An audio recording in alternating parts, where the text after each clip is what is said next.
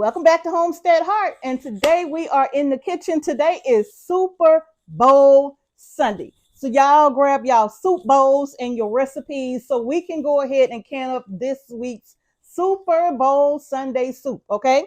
Now the recipe today is going to be Indian curry, and it is going to be so delicious. Now, of course, this recipe is going to have some minuses to it, and I'm going to go ahead and go over that with you now. In traditional curries, you would probably prepare the curry to include things like cilantro and also some plain Greek yogurt. But in this instance, we're going to omit the cilantro, and we're going to omit the Greek yogurt. Once you can this recipe and you open the jar, once you start heating it up, add in your yogurt at that time and then top it off with some cilantro, okay? And serve that over rice. So I wanted to get the housekeeping out of the way because I know I'm going to forget at the end of this video. So let's go ahead now and dive into the ingredients. I have gotten all of the prep work out of the way, okay? So let's talk about what we have here. I have some olive oil. I have some onions. I have some ginger paste, some garlic paste, 3 cups of tomatoes, about a quart. I have some diced potatoes here, rough chopped. These were peeled and washed yesterday, and then they sat in the refrigerator overnight in some cold water. Okay. I have some bay leaves. I have some coriander seed powder. Now, I did have to grind this up myself, okay? I also have, that's cumin, turmeric, garam masala, and this is a beautiful homemade chili powder that was sent to me all the way from India by a beautiful, beautiful lady. I get this every single year from her. And I think I said bay leaves already, okay? My canner is on the stove. My jars are inside of the stove getting hot. My lids are here and I'm about to turn them on so they can start simmering. I have a big pot here for to combine all of my vegetables with. And if I didn't say so already, right behind me is roughly 10 pounds of chicken. You can get away with 9 pounds, 8 to 10 pounds of boneless, skinless chicken thighs. Okay. All right. So let's go ahead and dive into, oh, I almost forgot. You also going to need some cardamom seed. Okay. So, and you don't need a lot of cardamom either. All right. So let's go ahead and get into getting our recipe put together so we can get this soup in the canner. The longest part to this recipe is definitely the prep work, okay? But once you start putting it all together, it goes just like that. All right, let's get into this week's Super Bowl Sunday. Also, if you're new to canning, I forgot to mention, you're going to need some tools, okay? You're going to need your funnel, your magnet, and your jar lifter. You're going to need your debubbler as well, okay? And you're going to need some paper towels and some vinegar to wipe the rims of your jars, okay? All right, y'all. Now, let's go ahead and start putting this together. Okay, now my pot is good and hot. So now that my pot is good and hot, I am going to go ahead and add in my oil. This is a 1/2 cup of oil going in the pot. I know you're going to think that's a lot of oil, but it's not. This is a really large recipe, okay?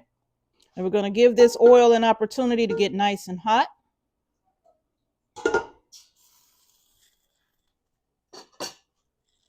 Come close. Don't be afraid. All right, to that oil, we're going to add roughly 4.5 cups of onion. It got me.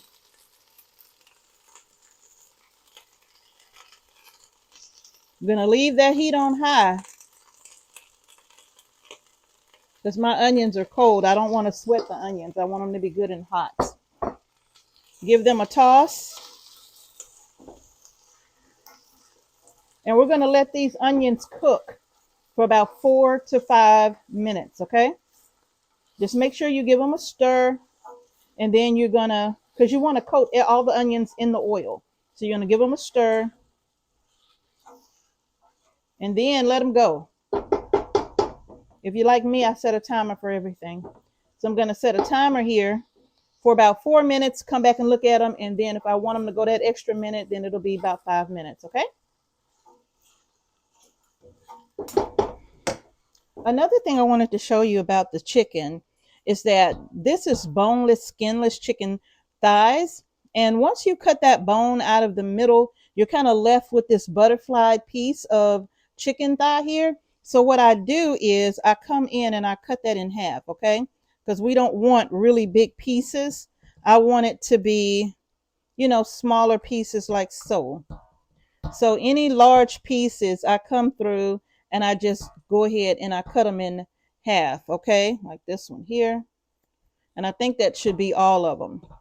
But again, these have already been prepared. So they're ready to go. They've already been cut, except those last two. I just wanted to go ahead and show it to you, okay? So now make sure you're stirring those onions in between time while you're waiting for them, all right? Wash my glove. I can't be the only one that washed their glove. All right, so it's been 5 minutes. The onions smell absolutely wonderful, and they're somewhat translucent, and this is what we want. So now at this stage, we're going to go in with our 3 tablespoons, 3 to 4 tablespoons of ginger. Now you can, peel your ginger and take it and add it to your blender with maybe a tablespoon of water and make a paste out of it. The same thing with your garlic. Okay, so I'm going to also go in with 3 to 4 tablespoons of garlic.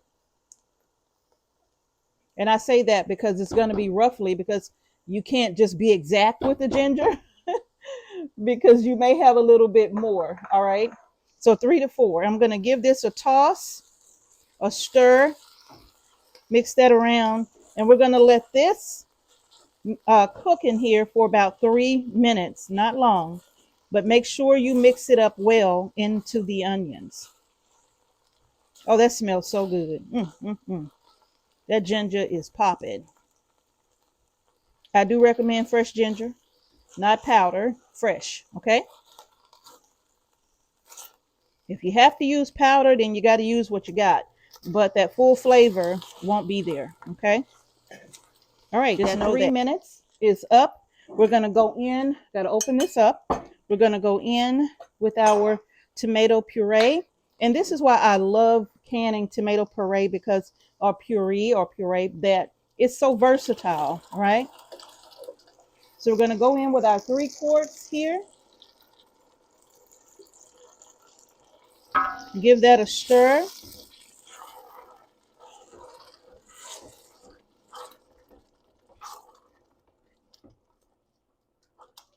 And I think what I'm also going to do is, because that is a puree, I'm going to go ahead and add in a pint-sized jar of my my home canned diced tomatoes as well. All right, just a pint, because I do want some chunky tomatoes in there.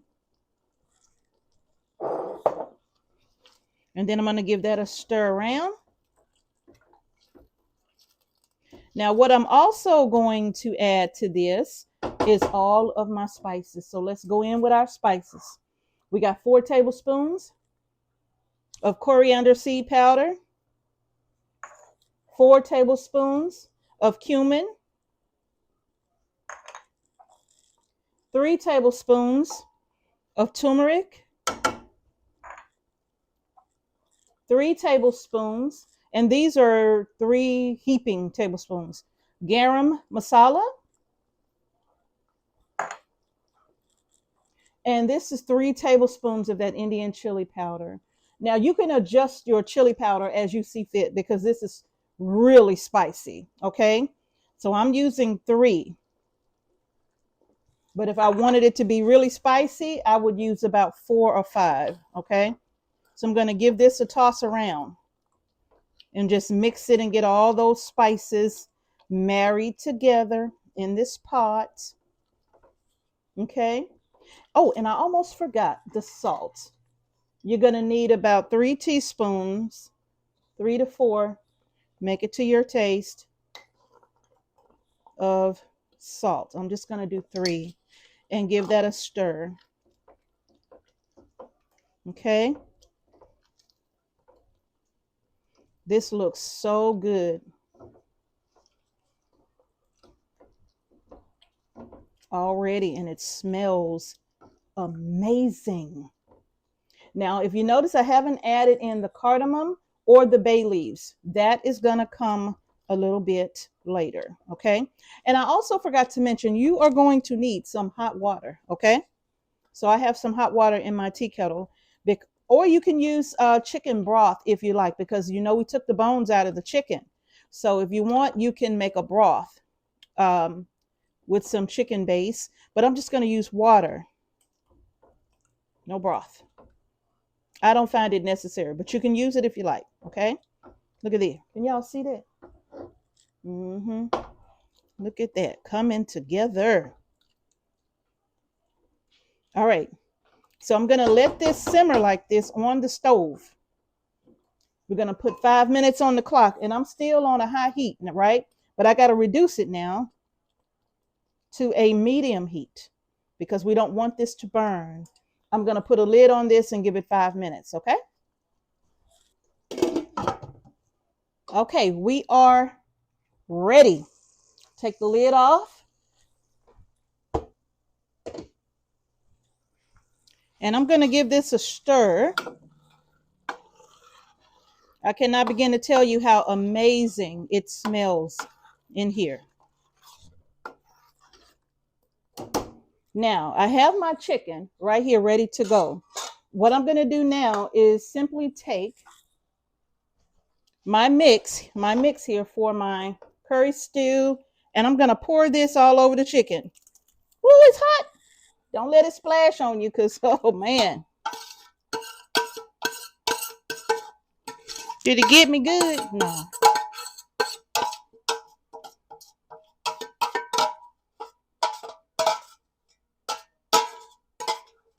I'm going to scrape all of this out. We need this.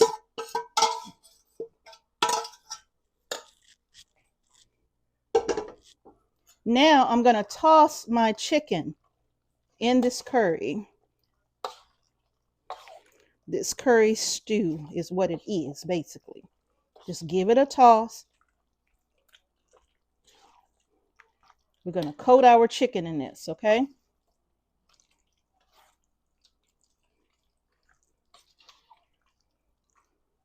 We'll just give it a stir. Feel free to halfen this recipe. You don't have to do 10 pounds, but you all know if I'm going to can anything, I'm going to pull out my canner and I'm going to do a nice big batch. Okay. And yes, I put the hot mix over the cold chicken. I sure did. So I'm going to keep tossing this until every piece of chicken is coated. All right, y'all, I just took 2 jars out of the oven and we are ready to get this canned up. So now this is where our cardamom, bay leaves, and potatoes will come in at, okay? So what I'm going to do is just grab about 3 or 4 potatoes,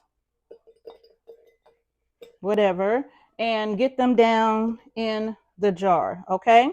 Based upon the size. I'm also going to add 1 bay leaf to each jar, and I'm going to add a cardamom seed to each jar. You can add 1 or 2 depending on the size of the seed, okay?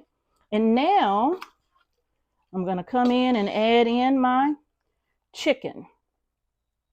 And this is roughly going to be about 2 to 4 pieces of this chicken. or more if you like, okay?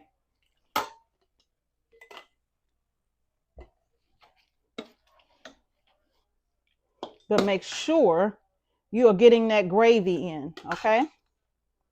Because this is where your masala is coming in at. You want that curry, I'm sorry, is coming in at. You want all of the flavors of the curry into the jar. And I'm just going to grab a little extra of the gravy here and get it down inside of each one of my jars.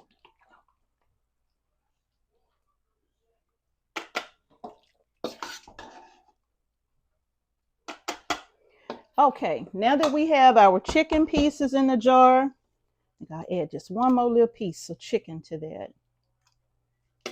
And if you want, you can even add a couple of more pieces of potatoes to the top.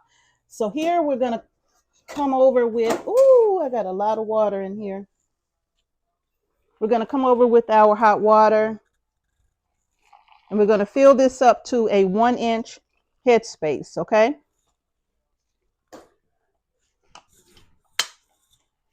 Now, once we fill this up to a 1-inch headspace, this is where I'm going to debubble the jar, because I know once I start moving the chicken pieces around, the water level is going to drop like it just did. And I'll come back with some more water, bring it back up to a 1-inch headspace. Oh, I'm gonna debubble that one more time.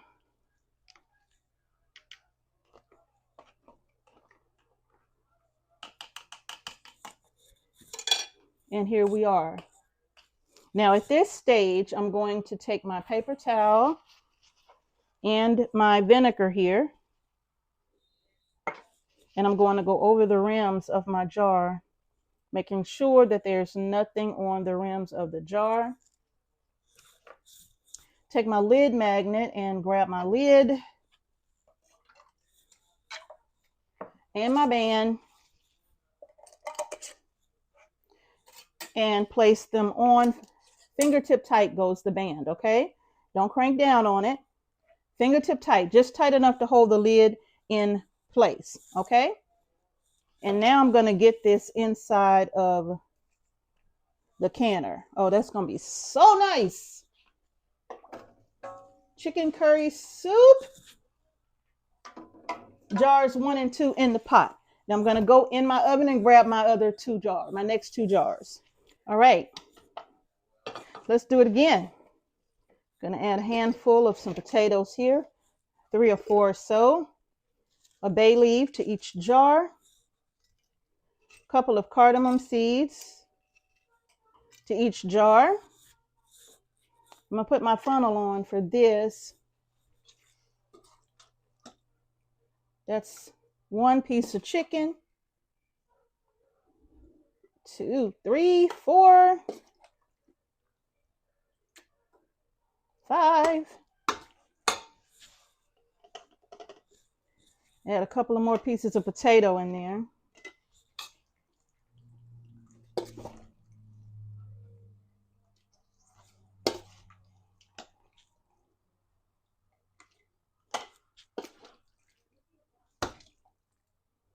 I really want that gravy in there, the flavors from the gravy in there as well.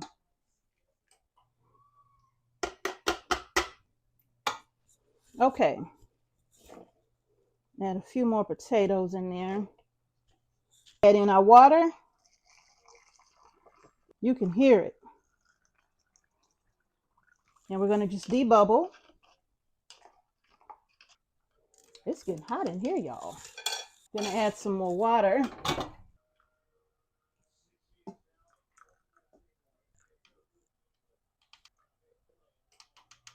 Wipe my rim.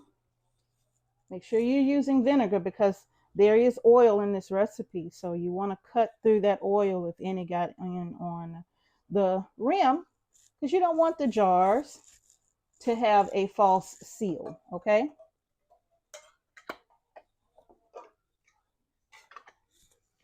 Grab my bands, fingertip tight.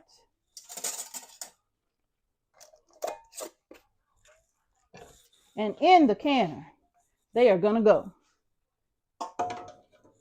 I do have enough here for a recipe to double stack, but Big Bertha is out of commission. Big Bertha has to go in for repair because something is wrong with the vent pipe.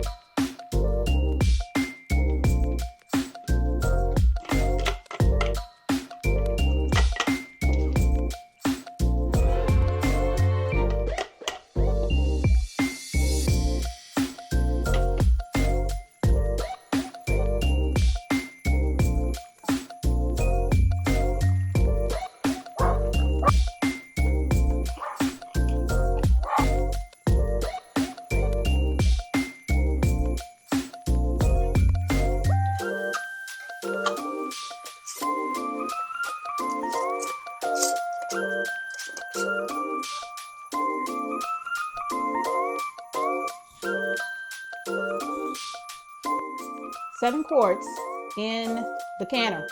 Let's move on. All right, now that we have our jars in the canner, I'm gonna go ahead and turn my heat up to high. Now for my 23 quart Presto pressure canner, I put in 3 quarts of water, okay? And I did heat it up for all of our new canners because I'm gonna be putting hot jars in this canner, so my canner needs to be hot. My ingredients were somewhat hot, not completely hot because the chicken cooled it down some, but it was still kind of warm. But my canner was hot, my jars were hot, my water was hot, okay? So everything needs to be hot going into this canner. I'm gonna put my lid on. Make sure if you have never used your gasket or if you've canned with your pressure canner and you've done multiple batches, it's a good idea to go ahead and oil this gasket. Let me show you real quick. Now I'm gonna take some olive oil and just put it on a paper towel. And I'm gonna grab my gasket with my paper towel with my oil, and I'm just gonna go around the gasket. Just that simple. Sit the paper towel to the side, put my gasket back in place. Now my girl's ready to go. Get her on. Just like that. And we're going to give this canner an opportunity to start building pressure inside so that we can start the canner going through the venting process. I will show you what that looks like, okay? But right now, get the heat up, get the lid on, make sure it's centered on the burner, and we'll be back. Okay, my canner is just about to the point where it's shooting out a steady flow of steam. Once that happens, once I get a steady flow of steam, then I'm going to come back and set me a timer for 10 minutes. You want to make sure it's a steady flow. See how you could see the steam, but it starts and then it stops and then starts and stops. That's not a steady flow of steam. You want it to be a steady, forceful flow of steam coming out of this canner. And once you see a steady flow of steam, then you set a 10-minute timer and you allow it to do what's called venting if you're new to canning, okay? I'm sorry about that light, but you allow it to vent for 10 minutes, okay? Now what I decided to do, because Big Bertha is out of commission and I really need to move on to something else, I decided that the remaining curry, I am going to go ahead and cook it up for dinner. So what I'm going to do here is add my yogurt to my pot of curry. And I'm going to add roughly 2 cups of this, just plain Greek yogurt. And I'm going to put it in and give it a mix in the middle. Just a mix, like so, like that. .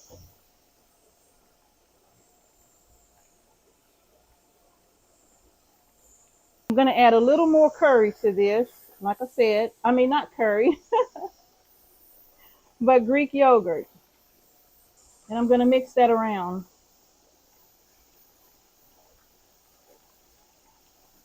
Now I'm going to come in here and I am going to add, it's going to be roughly a quart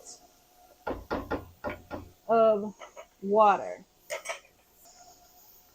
I'm going to give that a little stir. I'm going to put the lid on this, bring it up to a boil. Once it starts to boil, I'm going to bring the heat down to a medium low, and I'm going to let it simmer like this for about a good hour, okay? Now, as you can see, we are venting. So I'm going to go ahead and set me a 10-minute timer. It's pushing out a nice steady flow of steam, and that's what we want, okay? So I'm going to let this vent for 10 minutes. Afterwards, I'm going to come back, and I'm going to put my weight on, okay? There we go. Now, my weight for my 23 quart Presto pressure canner comes in 3 parts. 5 pounds, 10 pounds, 15 pounds, okay? For my altitude, I'm going to be pressure canning at 10 pounds of pressure. So that means I need 5 pounds and 10 pounds. If you're new to canning, that's why I'm showing you this, okay? The the other 5 pounds, I do not need. So I set that to the side. You need to Google your altitude if you're not sure. So once my timer goes off for 10 minutes, after 10 minutes, all I'm going to do is pop on this weight right over that vent pipe, okay? And then it's going to start to build pressure. So we'll be back. Okay, it's been 10 minutes and my canner is done venting. I'm going to put on my 10 pounds of pressure right over the top of that vent pipe there. This is going to start to build up pressure in this canner. And when it does, my little weight here is going to start doing a jiggle, right? But we don't want it going crazy. We want it to rock steady, all right? So it's going to do like a little gentle rocking motion like that. Just kind of a little bit back and forth. Once it gets up to 10 pounds or 11 pounds of pressure for me, then I will set me a timer for 90 minutes. These have to pressure can for 90 minutes. I will reduce my heat gradually until I get to that little sweet spot for my stove, okay, where I know it will hold my pressure at 10 to 11 pounds of pressure for my altitude. Keep in mind, if you set your temperature too low and the canner drops below the amount of pressure needed for your altitude, you will have to bring it back up to pressure and you will have to start that timer all over again. I don't care if it's been in there 30 minutes, you're going to have to start it over again because it has to process for 90 minutes at the required weight of pressure for your altitude, okay? So for me, 10 to 11 pounds of pressure. Once this baby starts jiggling, I will start to reduce my temperature, like I said. And then when I get it to where I know it's going to hold, all I got to do is set my timer and walk away, and I'll be back in 90 minutes, okay? All right, there she goes. I'm going to start to gradually reduce my temperature here. And I'm not paying any attention to my gauge because my gauge is broken, okay? But that's okay. I know what this weight is supposed to do. And if you're new to pressure canning, don't worry about that. It comes with time. And also, if you're new to pressure canning, don't worry about it because I'm sure you just bought a new canner and there's nothing wrong with your gauge. Be back in 90 minutes. All right, so the pressure canner is done. It has come down from pressure. The valve literally just dropped. And I am browning some rice on the stove. This is just some parboiled rice in the skillet. And I'm browning it in some olive oil. And this doesn't take very long at all to do. Okay, so I have some water heating up in my kettle right there. Now, before I add water to this, I'm going to season my rice with just a few of these seasonings that I put in to the curry. So I'm going to add in just a little bit of garam masala. That's about a teaspoon. And then a nice heaping teaspoon of turmeric in there as well. Oh, that was cumin. That wasn't garam masala. Now I'm going to add in the garam masala. And I am going to give that a mix around. That smells good. Now that my rice is good and brown, I'm going to turn my fire up on high. And I'm going to add in my hot water. And I'm going to add in just enough to cover the rice without getting burned. There we go. And I'm going to let this simmer. I'm going to cover this up and I'm going to let this simmer on the stove until the rice is done nice and fluffy. And we're going to get these jars out of the canner. Now, while my rice is cooking away, we're going to go ahead and get all of these jars out of the pressure canner. They are ready. Taking off my weight. For all of my new canners, loosen the lid on your canner first and just give it a couple of seconds. And then when you lift the lid away from you, okay? If you don't, you're going to have the worst facial of your life, okay? So let's go ahead and lift this away, and we're going to take it out of the way. Now, at this stage right here, I like to let my jars hang out in the canner just like this for about 5 minutes, okay? I notice if I rush to take them out of the of the canner, it can result in siphoning. So I like to give it a moment to just settle down, adjust to the room temperature, and then I'll take them out because the canner is hot, but in the house is rather cool. So I'm going to give these a few minutes and then I'm going to come back and take them out of the canner. All right, it's been 5 minutes. Let's go ahead and get them out of the canner. That looks so delicious. And it smells amazing in this house. Man, I'm telling you, curry in the winter, just the smell of curry soup in the wintertime is just so comforting. I can't begin to tell you just how wonderful this soup is in the wintertime. It's got a little bit of spice to it. You heat it up, it's definitely going to warm you up from the inside out. Look at that. Let me sit you back here. All right, all of our curry soup is out of the canner. All right, this is that delicious curry soup. Yes, it is. I can't wait to show you all how I'm going to serve this up. This is so delicious in the wintertime. It's good in the summer and in the spring, but I'm going to tell you, in the wintertime, this soup warms you up from the inside out. And it has that little bit of kick to it too. Y'all, come on. You can't beat this Indian curry soup. So let's go ahead and I'm going to show you what we do next. Super Bowl Sunday in full effect. And they are already pinging. They are already making that beautiful sound that we love so much when we are pressure canning. So, voila. Super Bowl Sunday. That's recipe number 2. We got 2 more recipes to go. 2 down, 2 to go. If you all are enjoying Super Bowl Sunday, please let me know in the comment section that you are enjoying these recipes. Okay, I would love to know your thoughts.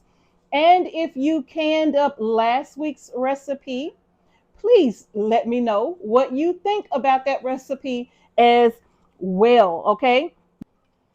Woo! Brown rice ready to go. It is beautiful. Smells absolutely amazing. And I added some parsley in here as well. And seasoning my rice the same way that I season the curry. It just deepens the flavor. That's all. We're building flavors. Okay. Now, when you open these jars, all you're going to do is open your jar, heat it up in a pot. And if you like, you can make some fresh rice, or you can go to your pantry and you can grab some home canned, either natural brown rice or black rice. And you can open up those jars and serve your soup over the rice that you've canned. Okay. If you haven't seen my black rice recipe where I can the rice, I will leave it at the end of this video. Be sure you stay tuned for that. Okay. But there we have it. It's all done.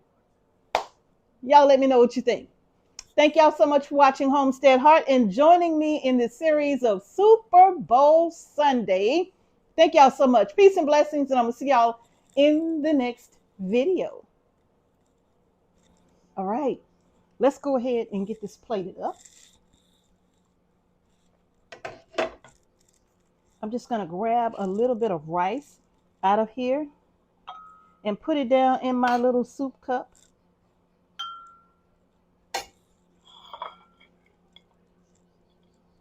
And then we're going to come over here to this soup. Oh my goodness. You know what? Let me take it off the saucer so I can hold this actually. Woo. Grab some of my soup. Put it in my Super Bowl cup. My Super Bowl Sunday bowl. Now, oh my goodness, y'all. Come on. We got to keep going. We can't stop here. Now, because of the spice in here, this Greek yogurt is excellent for cooling things down. I'm just going to add a nice big dollop of Greek yogurt to that. This is all I have left. This is freeze-dried cilantro right here. I'm just going to take a handful and just crumble it right over the top like so, like that. And voila, Super Bowl Sunday. Enjoy.